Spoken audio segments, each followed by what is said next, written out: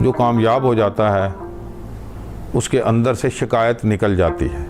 یہ سب سے بڑی نشانی ہوتی ہے کامیاب ہونے والوں کی۔ ان کے ساتھ دنیا جیسا بھی برتاؤ کرے، حالات جیسے بھی ہوں، وہ شکایت نہیں کرتے، وہ صرف اور صرف دعا ہی کرتے ہیں، اور وہ دوسروں کے لیے سکون کی جد و جہد کا متلاشی ہو جاتا ہے۔ وہ خوش رہتا ہے بلکہ مطمئن ہو جاتا ہے۔ آپ کو اندازہ ہے کہ جب آپ مطمئن ہو جاتے ہیں، لوگ آپ تک راستہ پوچھنے والے پہنچ جاتے ہیں، جس میں آپ راستہ بتاتے بتاتے اپنے ہی رہبر خود بن جاتے ہیں۔ بہت سی غلطیاں، کوتاہیاں جو ہوتی ہیں، آپ دوسروں کو راستہ بتاتے بتاتے اپنے راستے کو صحیح سمت میں ڈال دیتے ہیں، جہاں کہیں آپ کو غلطی محسوس ہوتی ہے۔ یہ وہ منزل ہے، یہی وہ کامیابی ہے جسے ہمیں تلاش کرنا ہے۔ یہ گم ہے، اسے تلاش کر لو گے تو یہی فضل ہے اور یہی فیض ہے۔ خواہش اور دعا میں ضد نہ کیا کرو، منزل اور مقصد میں فرق کرنا سیکھ لیں، زندگی آسان ہو جائے گی۔ تلاش سے پہلے ہمیں اس کا ادراک ضرور ہونا چاہیے کہ جو چیز میں تلاش کرنے جا رہا ہوں یا تلاش کرنے کی کوشش کر رہا ہوں، کیا وہ گم بھی ہے؟ اس کا میں ایک واقعہ سناتا ہوں آپ کو۔ ایک بادشاہ تھا، اس کو ایک وزیر کی ضرورت تھی۔ اس نے شہر میں اعلان کروایا، 3 بندوں کو اس کام کے لیے منتخب کیا گیا، اور ساتھ ہی ان کو ایک شرط کا پرچہ پکڑا دیا کہ آپ کو تینوں کو ایک کوٹھڑی میں بند کر دیا جائے گا اور اس میں ایک تالا لگا دیا جائے گا۔ اس تالے کی کوئی چابی نہیں ہوگی، اس تالے میں پہیلی ہوگی جس کو حل کر کے آپ اس کمرے سے باہر آ سکتے ہیں۔ جو بھی پہلے باہر آ جائے گا اس کو میں اپنا وزیر مقرر کر لوں گا۔ وہ تینوں شخص ایک جگہ جمع ہوئے کہ کل ہمیں بادشاہ کے حضور پیش ہونا ہے اپنے انتخاب کے لیے۔ تو اس میں سے 2 شخص اس کمرے سے نکلے اور بازار میں تالے جو پہیلیوں سے کھلتے ہیں اس کے متعلق علم جمع کرنا شروع کر دیا، اور تیسرا شخص بے فکر ہو کر اوپر چادر تانی اور سو گیا۔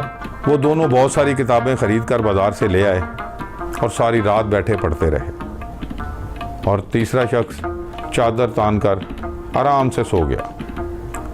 اگلے دن تینوں کو بادشاہ کے دربار میں پیش کیا گیا۔ بادشاہ ان کو ساتھ لے کر گیا اور ایک کمرے میں تینوں کو بند کر کے باہر سے تالا لگا کر بادشاہ وہاں سے چلا گیا۔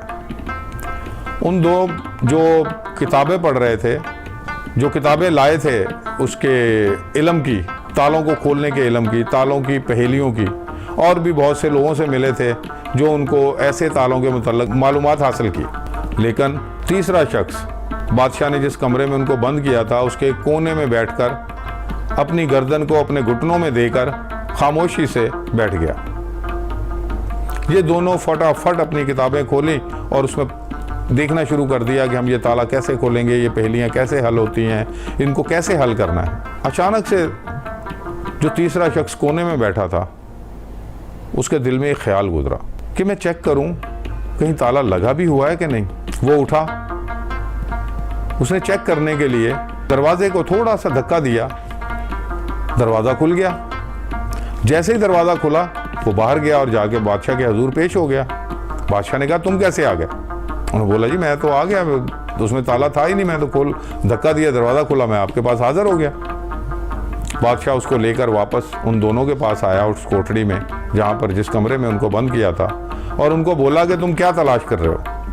انہوں نے بولا کہ ہم تو یہاں پر بیٹھے دیکھ رہے ہیں کہ تالا کیسے کھلے گا۔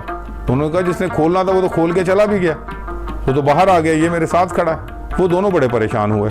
بادشاہ نے کہا یہی میرا وزیر ہے، اس لیے کہ اس نے اس پریشانی کو جو میں نے آپ لوگوں کو بتائی تھی کہ تالا ہوگا، اس میں پہیلی ہوگی، اس کو آپ نے حل کرنا ہوگا، کسی نے یہ جاننے کی کوشش نہیں کی کہ وہ تالا ہے کہ نہیں۔ اس کے دل میں کہاں سے خیال آیا؟